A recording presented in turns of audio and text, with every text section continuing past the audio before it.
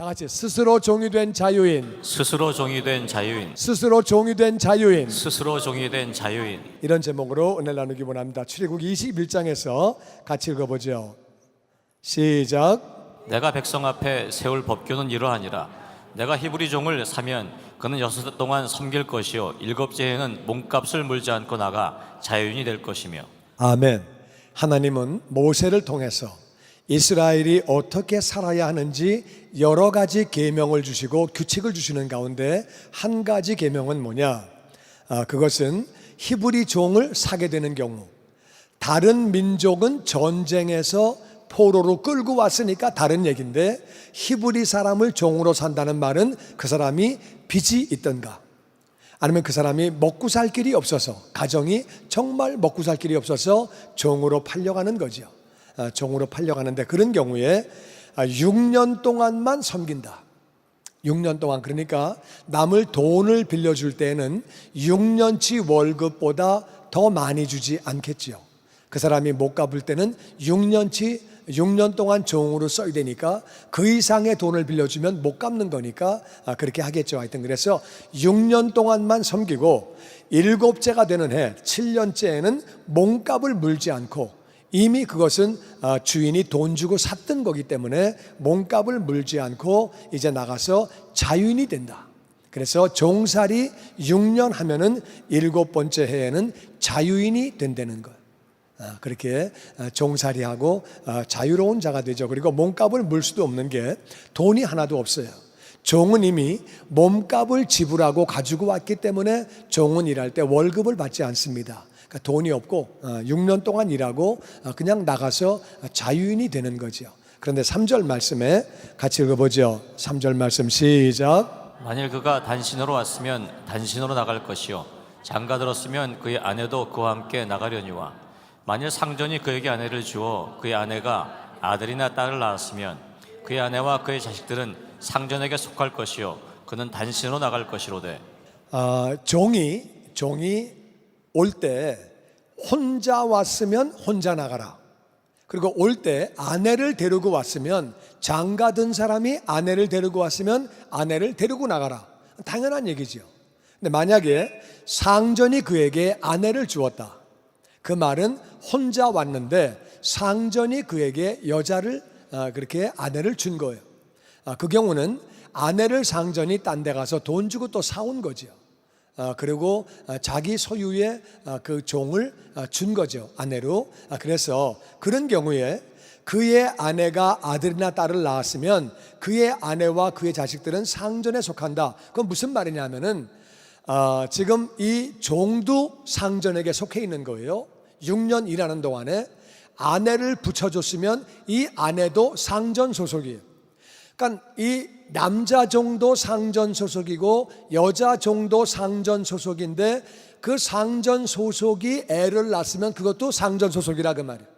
그러니까 자기가 아내를 데리고 왔으면 데리고 나가지만 혼자 왔다가 그 상전이 장가를 보내줘서 그래가지고 애를 낳게 되면 애하고 아내는 두고 나가야 된다.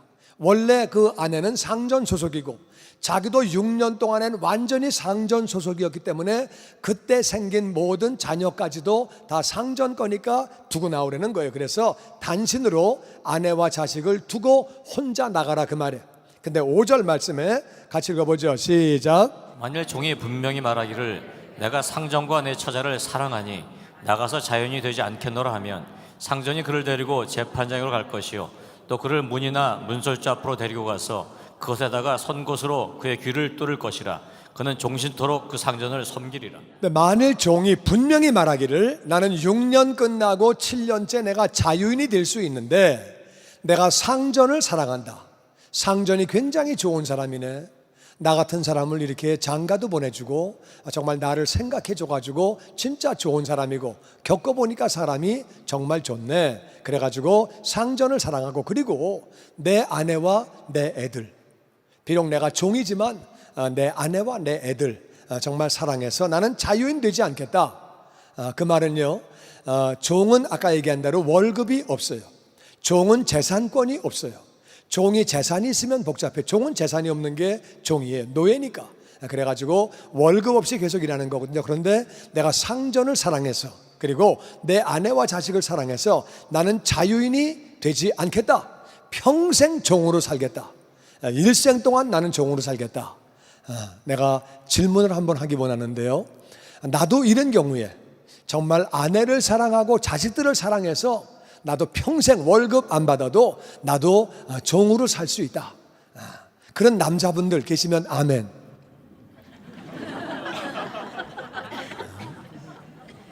그럼 여자분에게 물어봅니다. 여자분에게 내가 정말 남편을 사랑하고 애들을 사랑해서 나는 평생 월급 안 받아도 나는 종으로 살 수 있다. 그런 여자분들 아멘. 그러면 이제 애가 없는 우리 이제 처녀 총각들에게 물어봅니다. 나는 부모님을 너무너무 사랑해서 나는 부모님을 위해서 내가 평생 종으로 살 수 있다. 그런 자식들 아멘. 왜 가정에 문제가 있습니까? 쉬운 일은 아니죠. 평생 동안 종으로 사는 것은, 종은요 재산도 없고 월급도 없고 그리고 자기 생각과 자기 의지가 없습니다. 주인이 시키는 대로 하는 거예요. 자기 생각엔 이게 안 맞는다 할지라도 주인이 시킨 대로 하는 거예요. 이게 종이에요. 그러니까 평생 동안 그렇게 종사하는 건 쉬운 일이 아닌데, 나는 내가 상전을 사랑해서 내 부인과 애들을 사랑해서 나는 절대로 자유인 되지 않겠다. 그러면은 상전이 분명히 말할 때, 그렇게 할 때에 그를 데리고 재판장에게 데려가라. 재판장 앞에서 네가 약속해라. 재판장 앞에서 맞습니다. 제가 한 말이 맞습니다. 저는요 제가 확실히 말합니다. 아내를 사랑하고 애들을 사랑하고 그리고 내가 상전을 사랑하기 때문에 내가 평생 동안 종노릇 할 것입니다. 이렇게 그렇게 얘기하면 그 다음에는 그를 데리고 가서 문이나 문설주, 문 기둥에 거기다가 데리고 가가지고 거기에다가 대고 송곳으로 그의 귀를 뚫으라는 거예요. 증거를 삼으려고. 그러니까 여자분들은 귀걸이가 어떻게 해서 나온 건지 그 유래를 알아야 돼요. 종이 된다 그 말이에요. 종. 알고나 다는지 모르겠네. 하여튼 종 된다 그 말이에요. 하여튼 부담스러운 분은 나가다가 슬쩍 빼시기 바랍니다. 이게 모르고 꼈으니까. 그래서 이제 그게 귀를 뚫은 다음에 평생 증거로 남아있는 거예요. 약속했잖아, 네가 뚫었잖아. 그래가지고 그래서 종신토록 종이 돼서 그렇게 산다는 거예요. 출애굽기 얘기는 여기까지 하고 이제 마태복음으로 넘어갑니다. 마태복음 우리 22장에서 같이 읽어보죠. 시작. 예수께서 사두개인들로 대답할 수 없게 하셨다함을 바리새인들이 듣고 모였는데 그 중에 한 율법사가 예수를 시험하여 묻되 선생님, 율법 중에서 어느 계명이 크니까? 다시 사두개인. 예수님이 사두개인이 말할 수 없게끔 입을 딱 막아버리셨다. 이게 어떻게 된 사건이냐면은 사두개인은요 모세 오경을 믿어요. 모세가 쓴 5개의 성경은 창세기, 출애굽기, 레위기, 민수기, 신명기, 요 5개의 성경은 믿어요. 근데 이 사두개인들은 부활을 믿지 않아요. 아이고, 사람이 살다 죽으면 끝나는 거지 무슨 부활이야. 죽으면 다 끝이야. 그러니까 살아있을 때 잘 살아야 돼. 살아있을 때 다 누려야 돼. 죽은 놈만 손해야. 하여튼 죽으면 끝나는 거야. 이렇게 믿었던 사람들이에요. 근데 예수님이 오셔가지고 사람이 죽는 것이 끝이 아니다. 그 뒤에 부활이 있다. 계속 말씀하셨어요. 그러니까 이들이 예수님에게 그렇게 시비를 걸어옵니다. 부활이 있다고요? 그러면은 우리가 질문 하나 하겠습니다. 그러면서 한 질문이 뭐냐면은 모세가 말하기를 맏아들이 결혼을 했는데, 큰 아들이 결혼을 했는데 그렇게 아들 없이 죽었다. 그러면 둘째 아들이 형수하고 살라고 모세가 명령을 했어요. 그 이유는 이스라엘은 메시아가 태어나야 하는 특별한 사명을 가진 민족이에요. 하나님이 이스라엘에서 메시아가 나온다고 약속하셨거든요, 구원자가. 그런데 대개의 경우 이 메시아는 장자를 통해서 내려오는데, 장자가 특별히 문제가 있을 때, 장자가 뭐가 잘못되거나 자기가 장자권을 포기해버리거나 뭐 그런 경우는 차자나 삼자나 사자로 넘어가는 경우가 있어도 일반적으로는 장자를 통해서 내려오는 게 그게 맞는 법이라 그 말이에요. 그런데 하여튼 장자가 아들이 없으니까 혹시 우리 집안에서 메시아가 나올 줄 모르는데 장자가 아들이 없으면 안 된다. 그래서 둘째가 형수하고 사는 것. 모세가 정해준 법이거든요. 모세의 법에 의해서 어떤 집안에 7형제가 있었다. 그런데 첫째 아들이 부인하고 살다가 죽었는데 애 없이 죽었다. 그래서 둘째가 형수하고 살다가 또 애 없이 또 죽어서 셋째가 형수하고 살다가 애 없이 또 죽어서 넷째, 다섯째, 여섯째, 일곱째가 다 살다가 일곱째가 다 죽었는데 그리고 부인도 죽었다. 그러면은 부활이 있다고 하면 부활 때에는 그 여자는 누구의 아내가 되겠느냐? 남편이 7명이나 있었는데 그러면서 예수님을 딱 잡은 거예요. 그러니까 예수님이 글쎄 그거 참 곤란한데 이렇게 말씀하실 줄 알았는지, 근데 예수님이 말씀하십니다. 너희들이 성경을 모르기 때문에 오해했다. 하나님의 능력을 모르기 때문에 오해했다고 말씀하십니다. 성경을 제대로 해석을 할 줄 몰라가지고 오해했다는 거예요. 그리고 하나님의 능력, 하늘나라에서는 사람이 죽는 게 아니에요. 영원히 사는 줄로 믿습니다. 부활되고 난 다음에는 영원히 사는 거예요. 이 땅에서는 사람이 수명이 영원하지 않고 다 죽으니까 그래서 자식을 낳고 계속 대를 이어가는 거지만 하늘나라에서는 죽을 일이 없으니까 그래서 하늘나라에는 시집가는 일이 없다. 장가가는 일이 없고 그냥 천사들처럼 그렇게 계속 그렇게 사는 거다. 그렇게 이제 예수님 말씀하셨어요. 그러면서 예수님이 덧붙여 말씀하십니다. 그리고 하나님이 모세에게 말씀하실 때에 모세 오경을 사두개인들은 믿었거든요. 나는 아브라함의 하나님, 이삭의 하나님, 야곱의 하나님이라고 하신 말씀을 듣지 못하였느냐? 이거는 출애굽기에 나오는 말씀이에요. 하나님이 모세를 부르시면서 하나님이 누구신지 설명하십니다. 나는 아브라함의 하나님, 이삭의 하나님, 야곱의 하나님이로라. 그게요, 영어로 하면 조금 더 자세해집니다. I am God of Abraham, I am God of Isaac, I am God of Jacob. 이게 무슨 말이냐면은 내가 지금 아브라함의 하나님이라 그 말이에요. 내가 지금 하나님의 아브라함의 하나님이로라. 만일 아브라함이 죽어서 없어졌으면은 내가 옛날에 아브라함의 하나님이었다. 지금 아브라함은 모세보다 500년 전 사람이에요. 그리고 내가 이삭의 하나님이었었어. 그리고 야곱의 하나님이었었고, 그렇게 설명해야 되는데 내가 지금 I am God of Abraham, 내가 지금 아브라함의 하나님이라. 그 말은 아브라함이 지금 살아있다 그 말이에요. 너희들이 보기에는 죽었지. 근데 그가 죽은 것이 아니라 하나님 앞에는 살아있다 그 말이에요. 이 땅에서는 없어졌죠, 죽었으니까 500년 전에. 근데 하나님 앞에는 그가 여전히 살아있다 그 뜻이. 그렇게 지금 모세 오경에 있는 출애굽기 말씀 가지고 예수님이 딱 말씀하셨더니 사두개인들이 대답을 못하는 거예요. 그렇구나, 하나님 앞에는 아브라함, 이삭, 야곱이 다 살아있구나. 그래가지고 그들이 말을 못하게 된 거예요. 그래가지고 예수님이 사두개인들로 대답을 할 수 없게 하셨어요. 그랬더니 바리새인들이 이젠 모여가지고 예수님을 다시 넘어뜨리려고, 엮어보려고 질문을 합니다. 그 중에 한 율법사가 예수님을 시험해서 예수님에게 대답을 못하게 하시려고, 선생님, 율법 중에서 어느 계명이 큽니까? 계명은 613가지의 계명이 있습니다. 예수님이 이 계명이 제일 커. 그러면 나머지 계명은 뭡니까? 그럼 나머지 계명은 안 지켜도 돼요? 2순위, 3순위 그렇게 되는 겁니까? 이러면 그것은 분명히 시비거리가 됩니다. 사람마다 중요하다고 생각하는 게 다르기 때문에. 글쎄 곤란하다 야, 내가 그 많은 계명 가운데 제일 중요한 걸 어떻게 내가 끄집어내니? 그렇게 말씀하시면 말씀도 모르는 분이네. 말씀도 모르면서 뭘 가르치신다고 그래?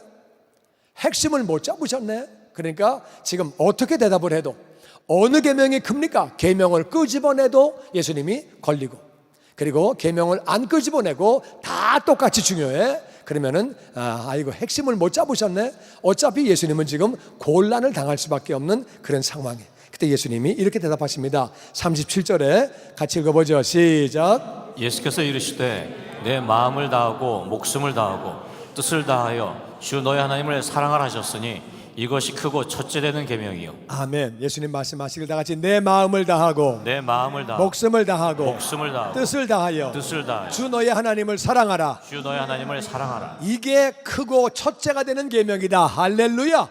이게 1번 계명, 가장 큰 계명이라고 말씀하시는 거예요. 그런데 마음을 다하고 목숨을 다하고 뜻을 다해서 주 너의 하나님을 사랑해래요. 여러분, 마음을 다 주고 목숨까지 주고 내가 그리고 뜻을 다해서 하나님을 사랑하면 나는 남는 게 없죠. 마음도 다 주고 목숨도 주고 뜻도 다 주고 예수님 하나님만 사랑하면 그럼 나는 뭐가 남지? 이런 생각을 할 수 있어요. 그리고 그렇게 사랑한다는 말은 무슨 말일까? 어떻게 하는 게 정말 하나님을 그렇게 사랑하는 것일까? 그렇게 우리가 혼란스러울 수 있어요. 이게 어떤 거지? 이렇게 사랑한다는 말은 어떻게 한다는 말이지? 알 것도 같고 모를 것도 같고. 거기에 대해서 성경은 이렇게 말합니다. 요한일서 5장 3절에 같이 읽어보죠. 시작. 하나님을 사랑하는 것은 이것이니 우리가 그의 계명들을 지키는 것이라. 그의 계명들은 무거운 것이 아니로다. 하나님을 사랑하는 게 뭐냐? 그의 계명을 지키는 거예요. 그의 계명을, 하나님 말씀을 지키는 건데, 말씀을 지킬 때에 우리가 마음을 다해서 목숨을 다해서 뜻을 다해서 그 말씀을 지키는데, 그 계명은 무거운 게 아니다. 지킬 수 없는 계명을 주신 것이 아니라 지킬 수 있다는 거예요. 그러니까 말씀을 지키는 것은 나에게 좋은 것인 줄로 믿습니다. 출애굽기 20장은 이렇게 말합니다. 같이 읽어보죠. 우리 시작. 나를 사랑하고 내 계명을 지키는 자에게는 천대까지 은혜를 베푸느니라. 아멘. 나를 사랑한다는 말, 하나님을 사랑한다는 것은 하나님의 계명을 지키는 것. 하나님을 사랑하고 그 계명을 지키면 하나님은 천대까지. 왜냐하면요, 하나님은 사람들을 너무너무 사랑하셨어요. 사랑하셔서 하나님이 첫 번째 사람을 지으셔서 에덴 동산에 너무 좋은데 살게 해주셨어요. 죄를 지은 다음에 에덴 동산을 추방시키셨어요. 그리고 문제 가운데 살게 해주셨어요. 땅에는 가시와 엉겅퀴가 나오고 인간관계에 어려움이 오고 문제가 있는 가운데, 왜냐하면 문제 가운데서 영원히 멸망당하지 말고 나에게로 돌아오라고 어려움을 허락해 주신 거예요. 이제 우리가 하나님을 정말 사랑하고 하나님 계명을 지키고 말씀을 지키면 하나님은 원래 그 뜻을 따라 우리에게 은혜를 베풀어 주시는 줄로 믿습니다. 아멘. 근데 말씀 따라 은혜를 주시는데 아직 천대까지 영원히 네가 나를 사랑하고 내 말씀을 지키기만 하면 내가 너에게 복을 부어주고 은혜를 부어준다. 할렐루야. 아멘. 이 말씀 붙잡게 되기를 주의 이름으로 축원합니다. 아멘.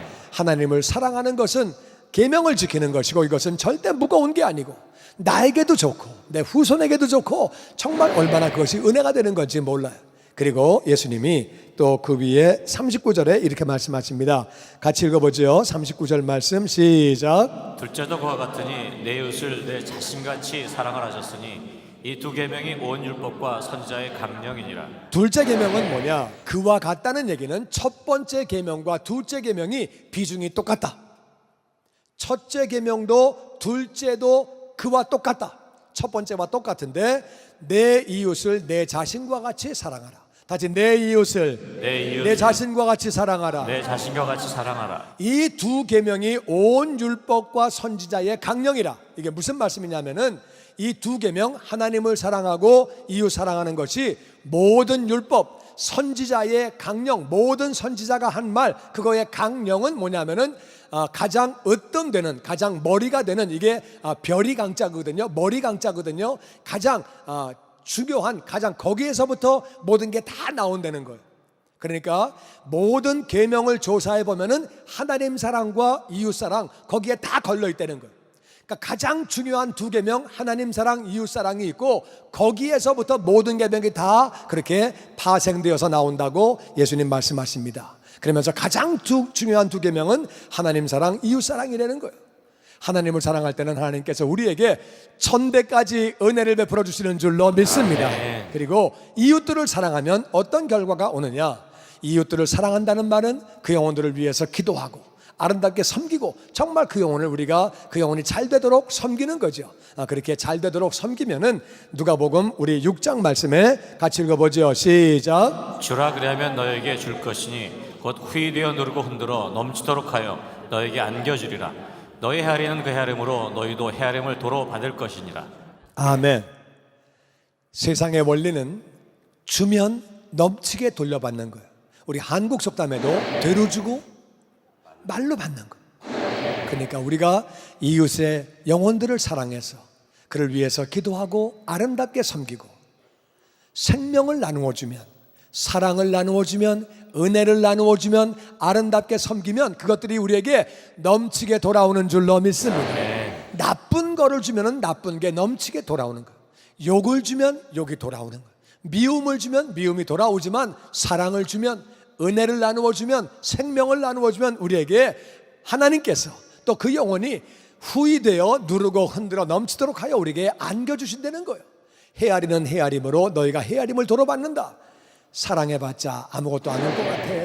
내가 그렇게 하면 나만 손해인 것 같아. 머리 굴리고 있으면 너도 그렇게 헤아림을 받는다. 이 약속을 따라 주면은 넘치게 그렇게 돌려받게 되는 거예요. 정말 세상사가 그렇습니다.